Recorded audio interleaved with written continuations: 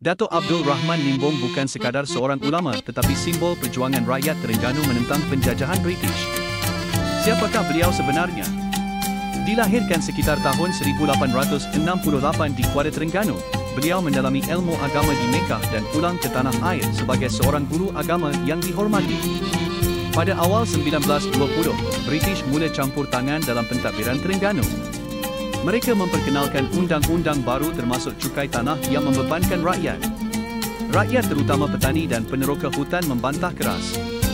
Datuk Abdul Rahman Limbong menjadi suara rakyat dan menegaskan bahawa tanah adalah hak Allah dan umat Islam tidak patut dikenakan cukai untuk menggunakannya.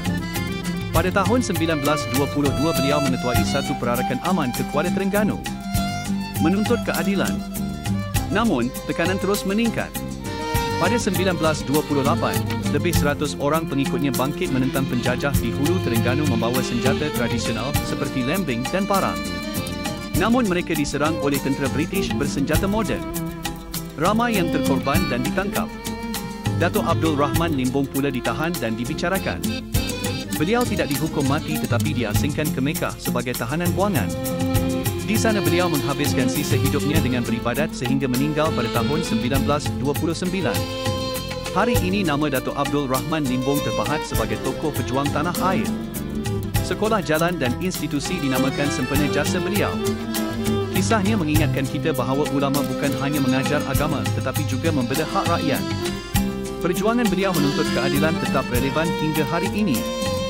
Datuk Abdul Rahman Limbong bukan sekadar nama dalam buku sejarah. Beliau adalah cahaya perjuangan yang tidak pernah padam. Jika anda kagum dengan kisah pejuang seperti beliau, jangan lupa tekan like, subscribe dan kongsikan video ini. Teruskan menonton untuk lebih banyak sejarah hebat tanah air.